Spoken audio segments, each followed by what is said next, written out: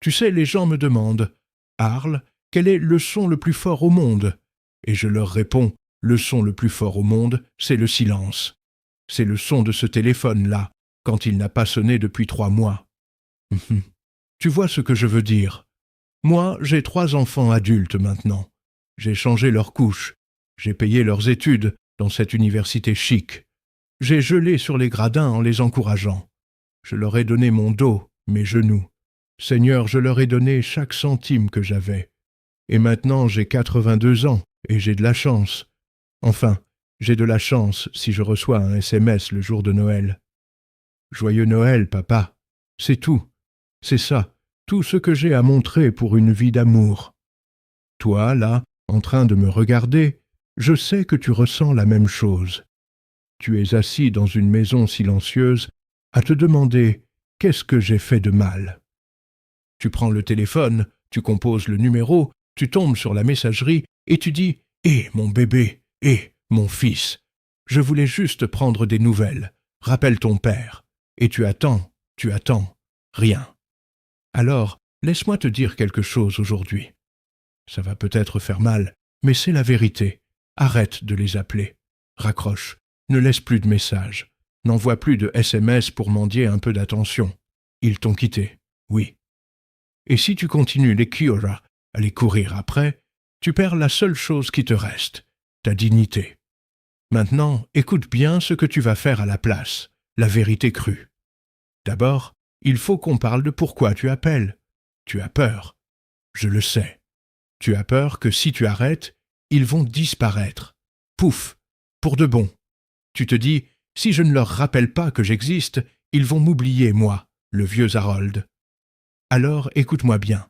Si tu dois rappeler à ton enfant que tu existes, c'est qu'il t'a déjà oublié. Oui, c'est dur à avaler. Mais mendier de l'amour, ce n'est pas de l'amour. C'est de la pitié. Et moi, je ne sais pas pour toi, mais je suis un homme. J'ai travaillé 40 ans à l'usine. J'ai traversé des tempêtes. Je n'accepte pas la pitié de ceux que j'ai nourris à la cuillère. Non, monsieur, quand tu les appelles 5 fois par semaine, l'air triste, l'air seul, tu leur apprends que tu es un fardeau. Tu leur apprends que tu n'as pas de vie, que tu attends juste devant la fenêtre comme un vieux chien. Et laisse-moi te dire une chose, les gens fuient ça, même ton propre sang. C'est comme une pression, alors ils reculent. Et toi, tu cours encore plus, et eux, ils fuient encore plus vite. Il faut arrêter l'hémorragie aujourd'hui, maintenant. La course s'arrête. Étape 1, tue cette culpabilité. Je sais ce que tu fais la nuit. Tu restes allongé à fixer le plafond, à repasser les vieux films dans ta tête. Peut-être que j'ai été trop dur avec lui. Peut-être que j'ai trop travaillé. Peut-être que je ne l'ai pas assez serré dans mes bras. Écoute-moi bien, aucun parent n'est parfait. Moi non plus. Seigneur, j'ai fait des erreurs, beaucoup, mais j'étais là. Je ne suis pas parti. J'ai mis à manger sur la table, j'ai payé les factures, je les ai aimés du mieux que j'ai pu. Si tes enfants te punissent aujourd'hui pour quelque chose que tu as fait il y a 30 ans, c'est leur problème, pas le tien. Tu ne peux pas t'excuser éternellement pour le passé. Et tu ne peux surtout pas payer ça avec ta dignité aujourd'hui. S'ils veulent se garder rancune, laisse-les faire. C'est un lourd fardeau à porter. Toi, tu n'as pas à le porter à leur place. Pardonne-toi, tu as fait ton travail, le contrat est rempli, tu mérites la paix. Étape 2, construis le jardin. Alors tu me demandes, si je n'appelle pas, qu'est-ce que je dois faire? Juste rester assis à attendre? Non, non, non, tu construis un jardin. Mon grand-père disait toujours, Arles, si tu cours après un papillon, il va s'envoler. Mais si tu construis un beau jardin, le papillon viendra à toi.